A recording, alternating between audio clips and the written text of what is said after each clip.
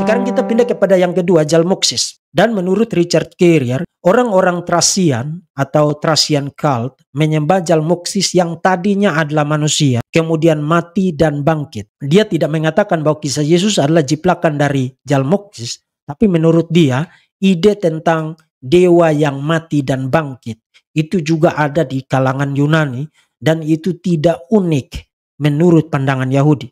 Nah, kalau ini latar belakangnya itu begini. Kalau saudara baca N.T. Wright, The Resurrection of the Son of God, itu lebih dari 600 halaman. Buku yang sangat excellent bicara tentang kebangkitan Yesus secara historical. The Resurrection of the Son of God. N.T. Wright membuktikan bahwa ide tentang bodily resurrection, kebangkitan tubuh, itu hanya ada di kalangan Yahudi. Bahkan even itu tidak semua di orang Yahudi pada masa itu terima. Misalnya orang-orang Saduki.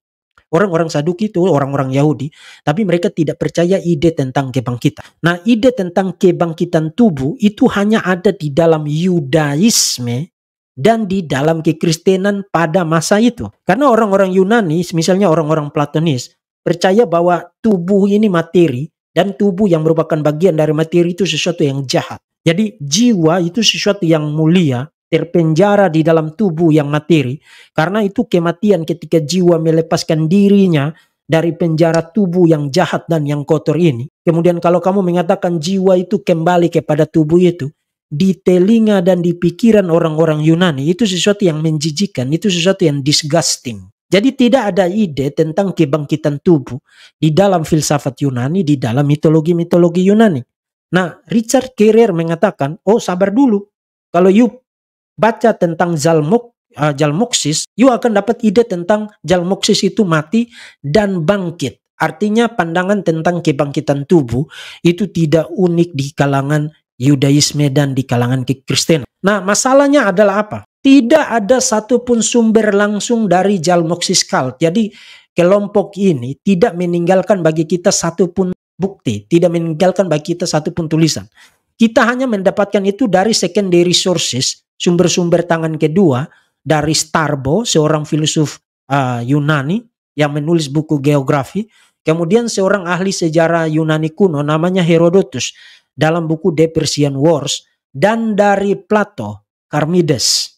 Jadi kita dapat informasi tentang Jalmoxis itu bukan langsung dari para penyembah Jalmoxis, tapi kita dapat itu dari sumber tangan kedua. Jadi meskipun itu kuno, bahkan sebelum Yesus, tapi itu sumber tangan kedua karena kita tidak dapat langsung itu dari orang-orang yang menjadi penyembah Jalmoxis. Sama seperti begini. Kalau perjanjian baru itu ditulis oleh orang-orang pada abad kedua, misalnya dari orang-orang Romawi, dari orang-orang Yunani yang tidak menyembah Yesus, itu sumber tangan kedua. Tapi perjanjian baru bukan sumber tangan kedua, itu sumber tangan pertama, primary sources. Karena langsung berasal dari era yang sama, mengenal Yesus, mengenal para saksi mata dan orang-orang yang langsung mengenal Yesus, dan dari era yang sama.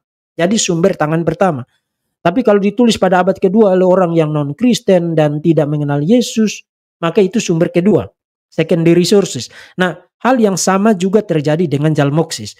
Jalmoxis kita tidak dapat peninggalan tulisan atau bukti apapun dari para penyembahnya. Kita hanya dapat itu dari Strabo, kemudian dari Herodotus, dan dari Plato. Dan apa yang dikatakan Strabo, Herodotus, dan Plato tentang Jalmoxis. Menurut Plato, Jalmoxis itu disembah sebagai dewa dan raja, mengajarkan bagaimana menyembuhkan tubuh dan jiwa. Jadi dia mencoba berkontradiksi dengan para ahli medis Yunani pada masa itu. Artinya dia tidak disenangi juga oleh orang-orang sebangsanya, oleh orang-orang Yunani pada masa itu. That's it, itu menurut Plato, hanya itu. Tidak dikatakan bahwa dia mati dan bangkit. Kemudian Strabo mengatakan Jalmoxis berkelana, artinya berjalan keliling, belajar tentang tanda-tanda surgawi, kemudian meyakinkan raja untuk bersama dia memerintah. Orang-orang menganggapnya dapat memberitahu kehendak para dewa. That's it, itu menurut Strabo. Kemudian Strabo mengatakan, awalnya Jalmoxis dianggap sebagai seorang priest, ya, seorang imam, lalu disembah sebagai dewa. Jalmoxis menghabiskan hidupnya di sebuah gua dan tidak banyak berkomunikasi dengan orang-orang. Itu menurut Strabo, that's it. Kemudian Herodotus. Orang-orang Thracian percaya bahwa mereka tidak benar-benar mati saat meninggalkan hidup ini. Mereka akan pergi ke tempat di mana Zalmoxis berada. Nah, ini mirip dengan keyakinan Socrates bahwa saat kita meninggal, kita akan pergi ke satu tempat yang lain untuk tetap hidup. Nah, kalau saudara perhatikan, tidak pernah ada klaim baik itu dari Strabo, baik itu dari Plato, baik itu dari Herodotus bahwa Zalmoxis itu mati kemudian bangkit. In fact mereka tidak percaya kebangkitan tubuh. Mereka percaya bahwa jiwa itu immortal, itu keyakinan Yunani sangat populer sekali.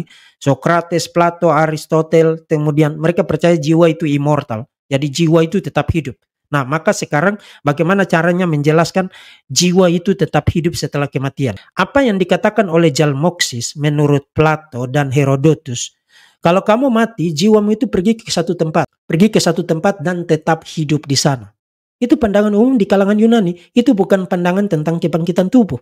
Itu adalah pandangan tentang immortalitas jiwa di dalam filsafat Yunani. Jadi tidak ada ide tentang Zalmoxis itu mati dan bangkit. Seperti halnya Yesus itu mati dan bangkit secara fisikal.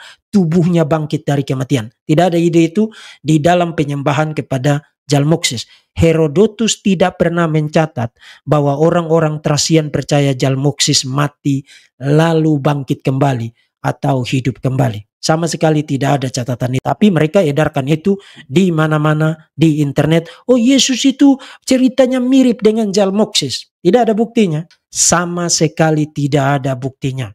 Kemudian